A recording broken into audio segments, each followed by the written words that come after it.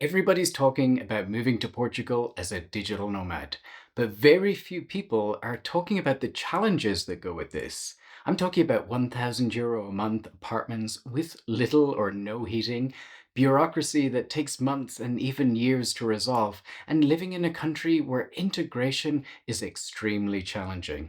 Portugal is fantastic for digital nomads. There's high speed internet, great weather, attainable residency visas. I mean, what more could you ask for? But nowhere is perfect. Nowhere is.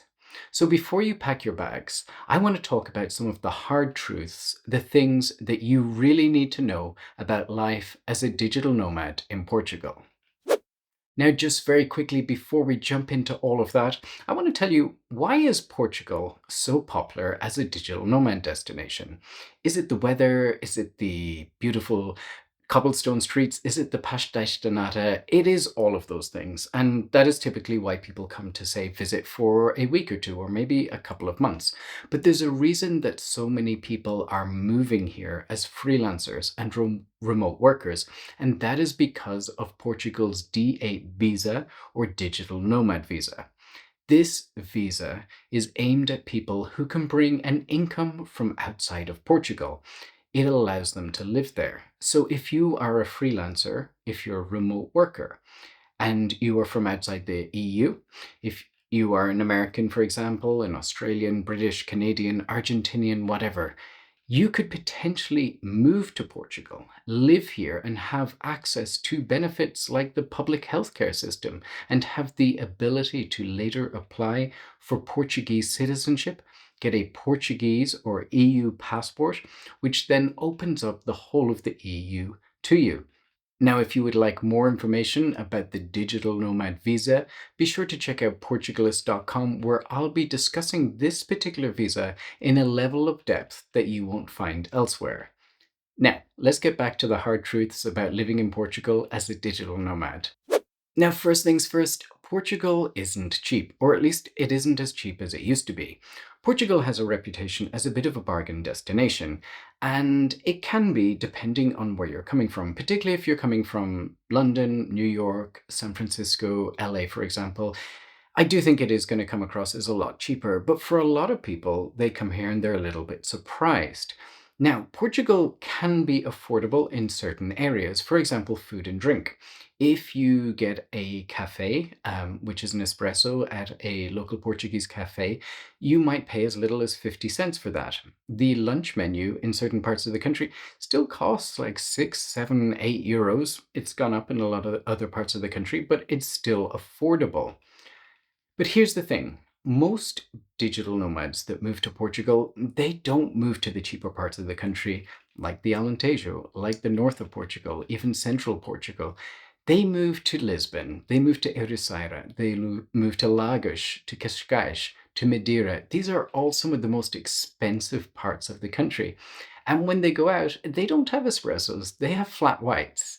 They don't eat the dish of the day, typically in a traditional Portuguese restaurant. Instead, they go out to international restaurants.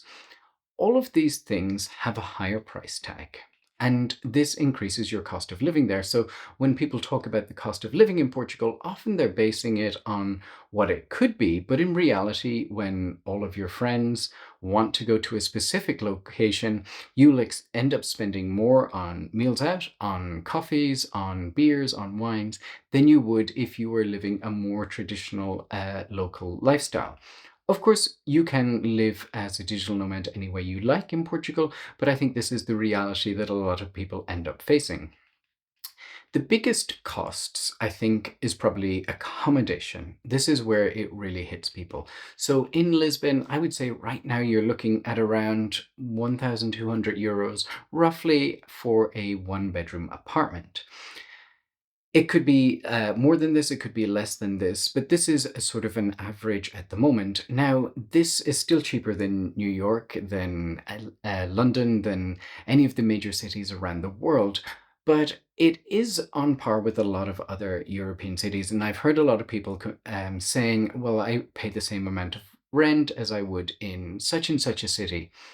Here's the thing though. I think you can't really compare apples to oranges. If you are living in somewhere like the Algarve or Lisbon, for example, you just get a quality of life there that's very different to what you get in other parts of Northern Europe and other parts of the world, really. Can you get on the train from where you are and get to a beach in 20 minutes? No, you can in Lisbon.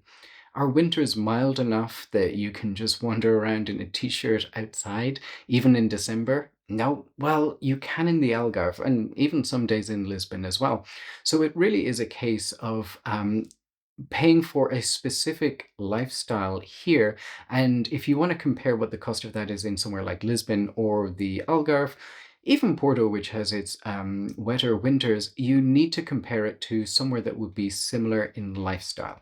Now, there are a lot of other costs that I think people don't factor in when they're moving to somewhere like Portugal. Some things are just more expensive. Cars, for example, are more expensive in Portugal than they are in a lot of other European countries. More expensive for fuel as well.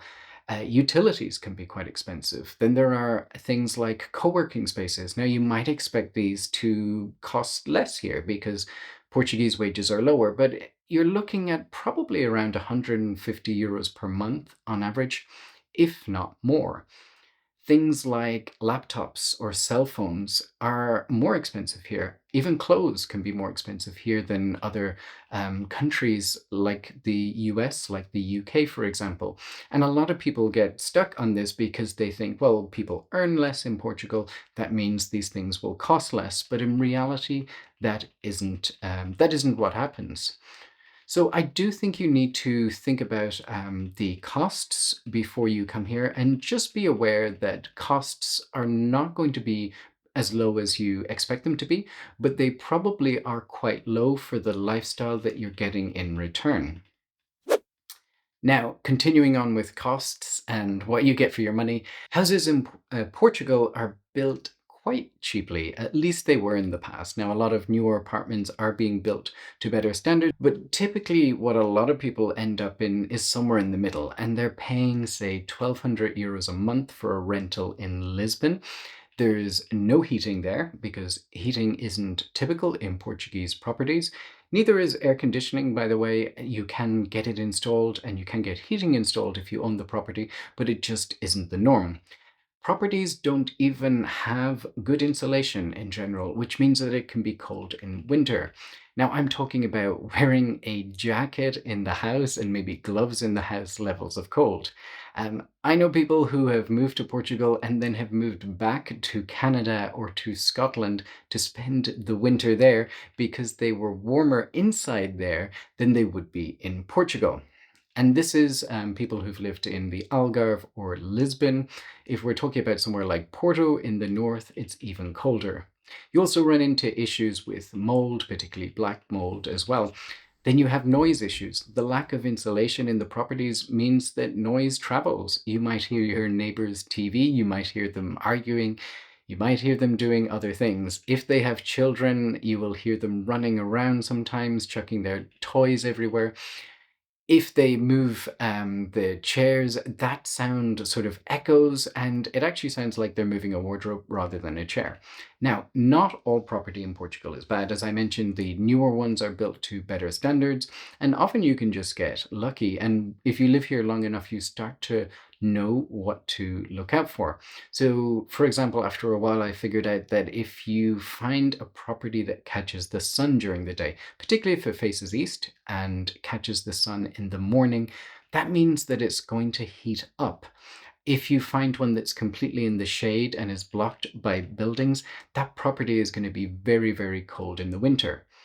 If you stay on the top floor, for example, you won't have noise from people above you. And I think the noise from people above is probably the worst noise. So there are ways around all of this, but what I'm just trying to explain is that the quality of property that you get in Portugal is lower, and you're often paying what many would consider Northern European prices for a property that's not as good. Now, if you live in a house share as well, which a lot of people end up doing, these can be quite large, and it's worth pointing that out. Typically 4 to 5 other people, but I've seen house shares with 10 or more people.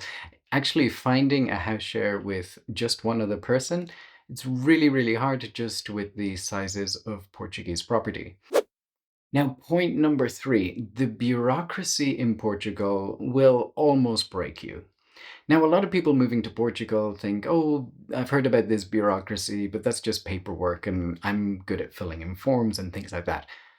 That's not what it is at all. Portugal runs on unstandardized bureaucracy, which means that when you go to a place, to your AIMA appointment, to register for the health service, something like that, the person being there might decide that they need a completely different document than they wanted yesterday. And if you go back the next day, it'll be someone else working there and they need another document. Nothing is uniform. Everything takes a long time to get processed. The actual paperwork, it's all stored somewhere, but it doesn't seem to lead to anywhere efficient or productive.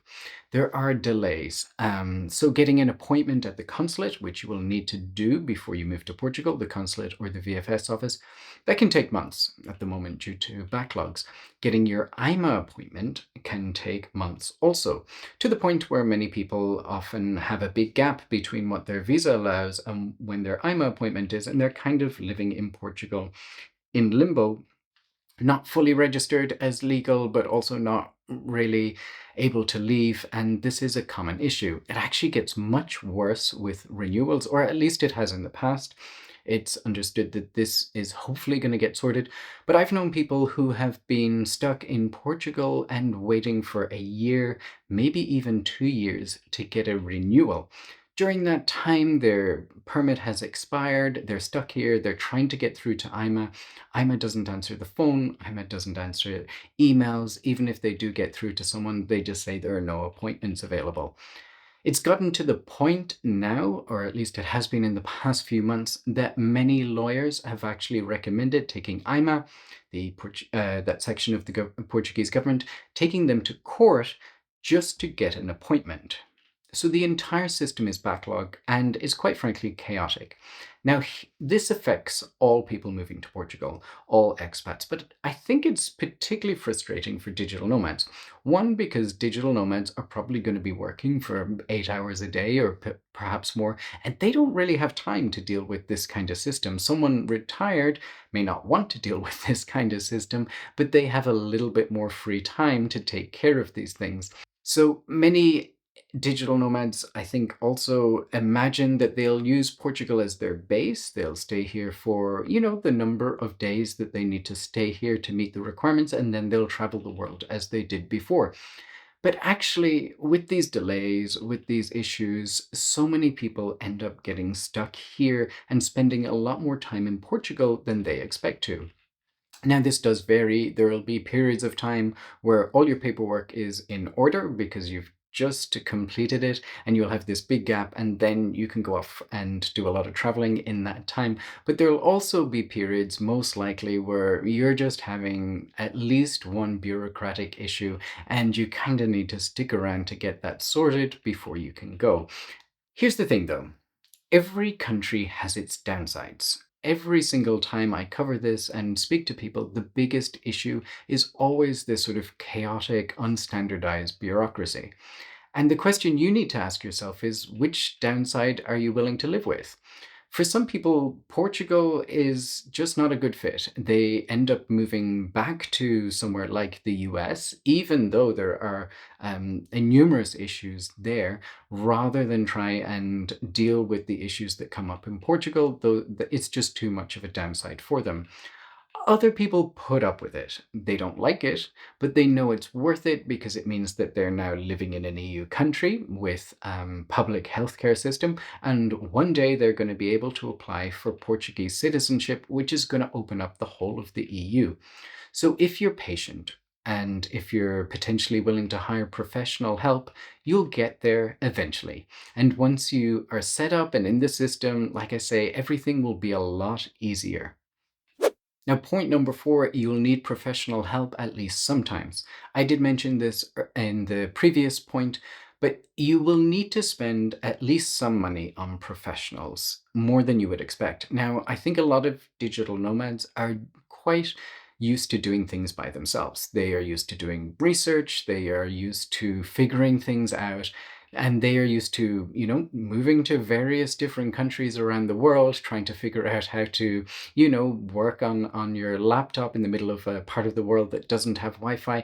They're used to challenges and figuring out those challenges themselves. And you might be used to, for example, filing your own taxes. You might be used to filling out forms for residency yourself. But as an expat in Portugal, you're actually going to need a decent amount of professional help.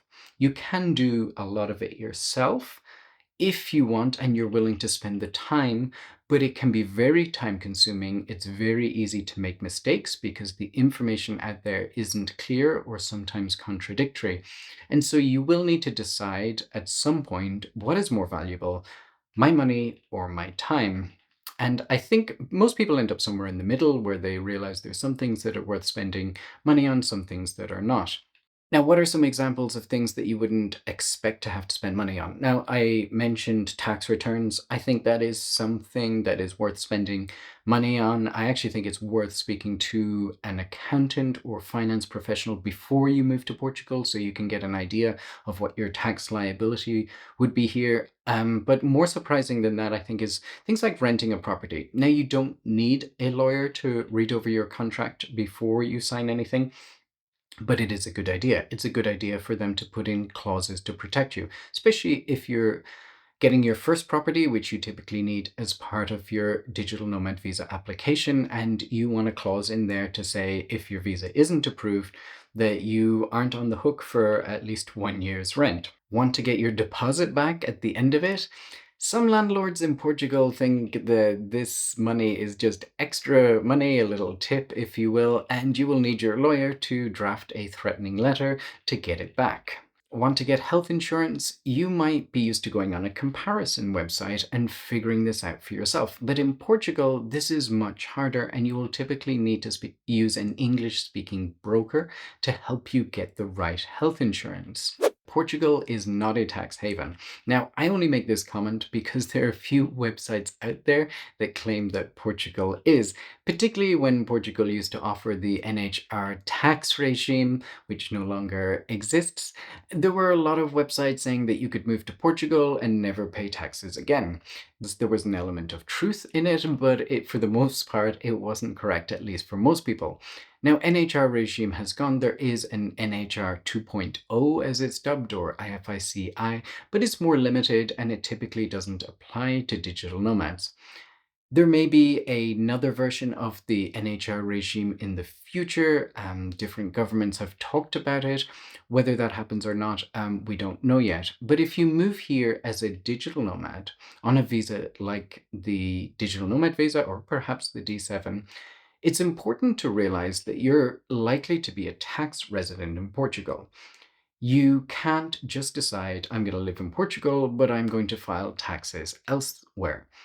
At least for most people. Anyway, if you have a very good accountant, maybe you can figure out something like that. But I think people do expect to be able to do that and then are surprised when they have to pay taxes in Portugal. One way you can get around it is by going for the golden visa and spending less time in Portugal. But the golden visa requires a 500,000 euro investment on average, usually into a Portuguese fund. And most people listening to this will not have that type of money. Now, taxes in Portugal are high compared to other places that digital nomads like to go, for example, Asia, Dubai, even the US. And I think they are high for high earners because Portugal, with lower wages on average, doesn't have as many high earners. So income over around 83,000 is taxed at 48%.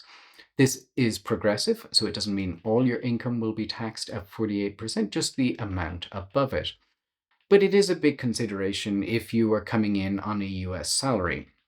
Now, as mentioned, I always say speak to an accountant because there are deductions you can make. There are various schemes that, even though the NHR is gone, for example, there are other tax regimes that you can take advantage of. So if you're looking at this and you're thinking that sounds terrible, speak to an accountant, speak to a tax advisor first and get the full picture before making any decisions. But needless to say, Portugal is not a tax haven. And at the end of the day, if you want to move to Portugal or you want to move to a European country because you want to live in an EU country and you want an EU passport later on, you will, for the most part, just need to accept that taxes are just something that comes with that. You can move to Dubai and you can pay less taxes, but will you get the same quality of life there? I don't know if you will. That's for debate. So, Portuguese food is simple, it's filling, and there are some great dishes out there. I think a few to try that I would recommend are piri piri chicken, which is best in the Algarve typically, but you can get it throughout the country. Bacalhau in almost any form, that's the salt dried cod. Leitão, which is roast piglet. Cabrito, which is goat. And Porco Preto, which is a black pig from the Alentejo region.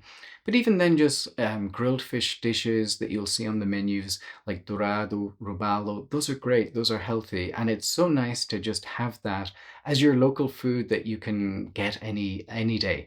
The snacks are great too. I think bifanas are great, pregos are great, and of course the pastel de nata is loved by pretty much anyone around the world. But Portuguese food is very simple. It doesn't use a lot of herbs and spices, despite the Portuguese going and discovering the world and discovering all those spices. They didn't really bring that much back and put it in their own cuisine. In terms of seasoning, often, again, it's very simple. Salt, maybe, is all there is, and people might put little olive oil on that for more flavor. And there isn't a huge amount of variety either. For example, I've eaten hundreds of different cakes across Portugal, and after a while, you start to realize that there's only a few that are different, and the rest are just variations on this. Some are even just the same cake, but in a different shape.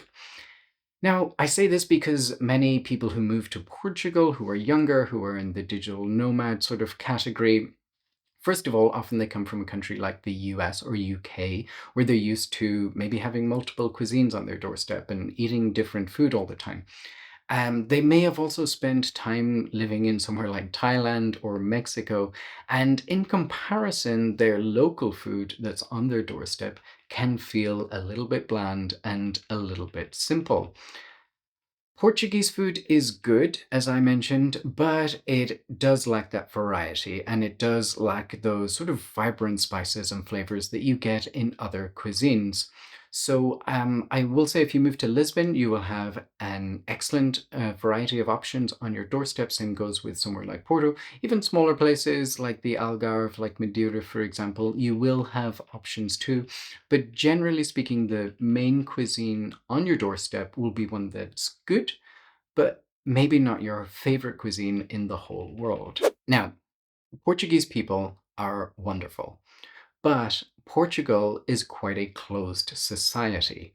And if you've lived in other parts of Southern Europe and even other parts of the rest of Europe as well, you will be familiar with this. People in Portugal have their circle of friends. Sometimes these friends go all the way back to childhood, sometimes to college, but they often are formed quite early, and breaking into that is quite difficult.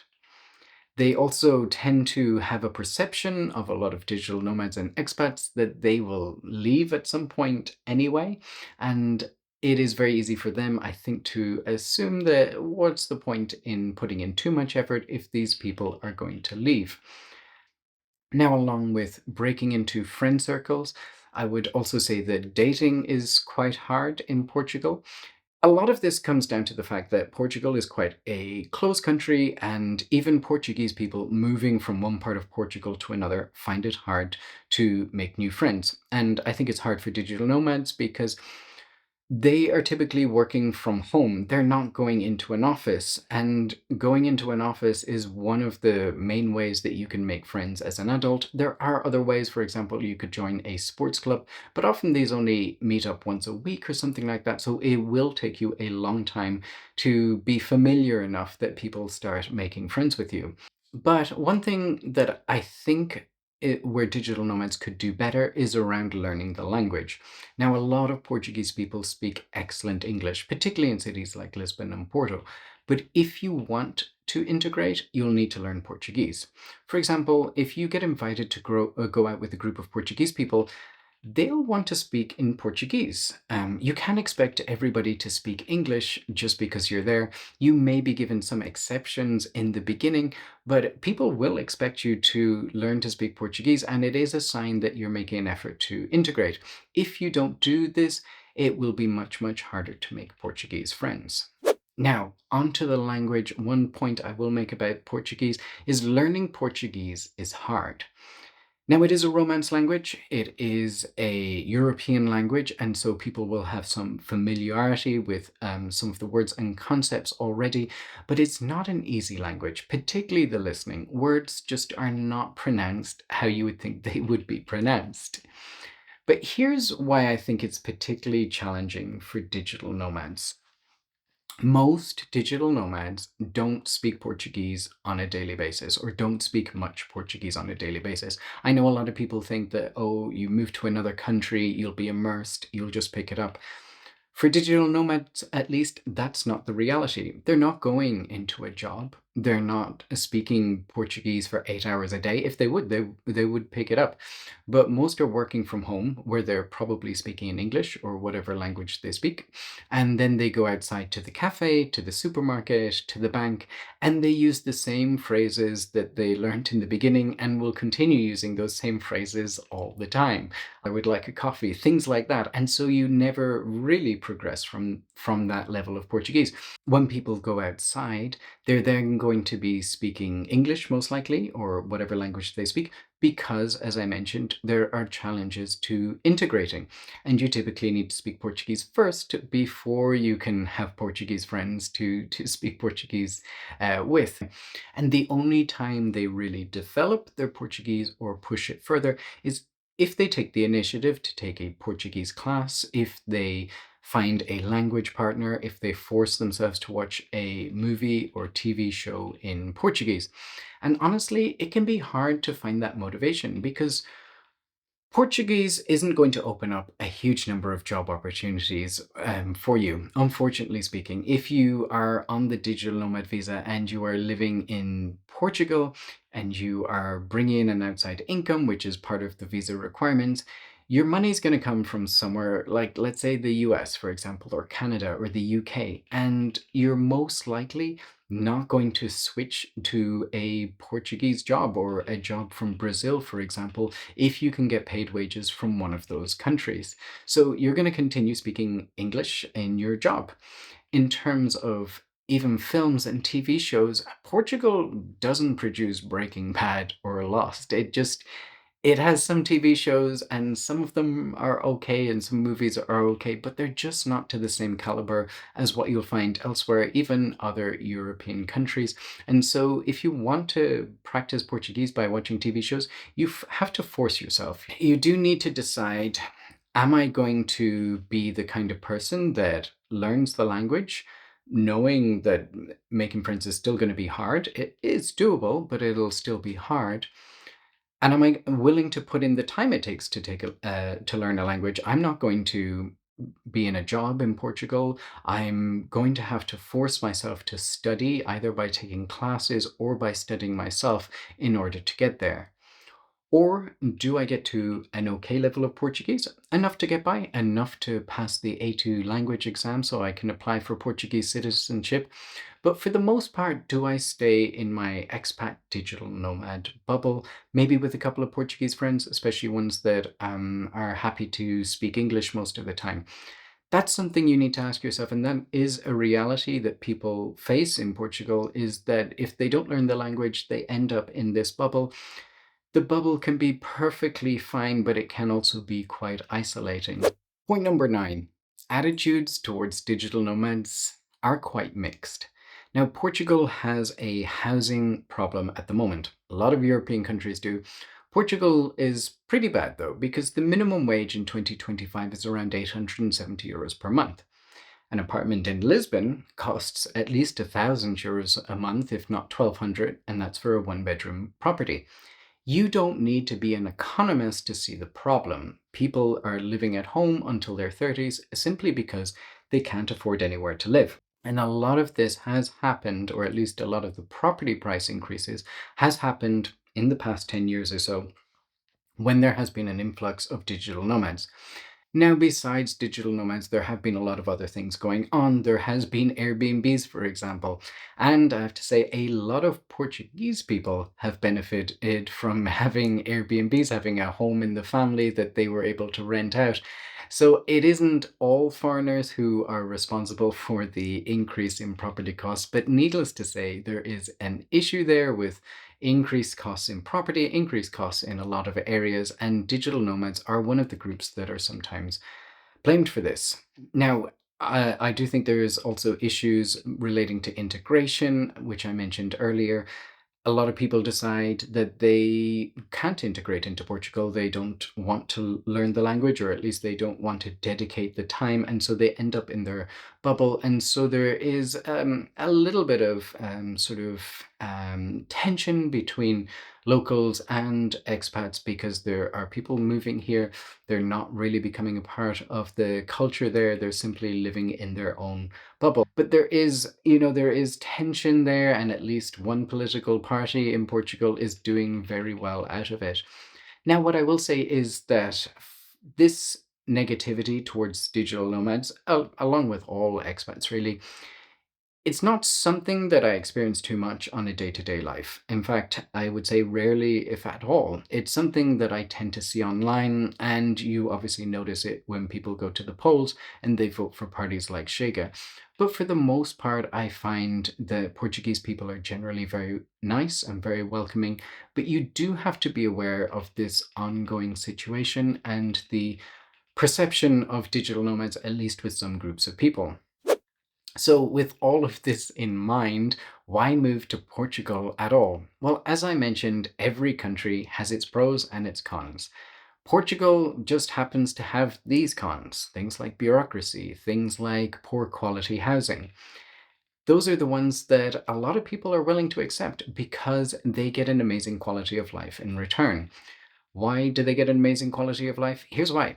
Portugal is one of the world's largest digital nomad hubs. It's right up there with Chiang Mai, with Medellin, with other places around the world that people are flocking to. If you want to meet other entrepreneurs, other people working remotely, if you want to grow your skills, if you want to learn from other people who've been successful, if you want to make friends with like minded people, put simply, come to Portugal. And not only can you come and stay here for a few months, like you could if you were going to, say, Chiang Mai or Bali, but you can actually come and live here and have that lifestyle full time. In terms of its own lifestyle, the non digital nomad element, it has a fantastic lifestyle. It has great beaches. The winters can be quite mild depending on where you live. The surfing is great. There's great scenery. There's beautiful cities. And the country is laid back and family friendly. I mention family friendly because when people end up moving to Portugal as a digital nomad, they're often in their 30s, maybe getting into their 40s or later. And for those that are thinking about having children, it is a good country to have children and raise them in. There are pros and cons to all of this as well, but I would say Portugal is a very child friendly country.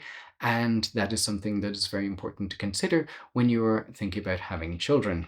But obviously, the biggest reason for moving to Portugal is it is an opportunity to move to an EU country. Portugal has a digital nomad visa, Spain has a digital nomad visa, but not every country in the EU does. And being honest, I don't know if Portugal and Spain will have them forever. They've certainly made changes to their other visas. They may well make changes to this visa as well. Moving to Portugal allows you to live here and to get all the benefits that come with being an EU resident. The biggest one being having the safety net of a public healthcare system. Portugal is also incredibly safe. After living here, you will be able to later apply for Portuguese citizenship through naturalization. But even though you will have to wait until you can do that, while you are living here, you get to take advantage of universal healthcare. You get to take advantage of living in a country where safety is pretty common, particularly compared to somewhere like the US or Brazil, for example. And you have all the protections that come from living in an EU country. I'm going to be talking more about the digital nomad visa in other videos. I'm going to be going into it in a lot more depth, talking about the requirements, talking more about the pros and the cons, and what you need to consider. If you would like more information about that, if you would like more information about the D7, the Golden Visa, about finding property in Portugal, about everything you need to know about moving here, be sure to head over to Portugalist.com. There you will find more information, more articles, and everything else.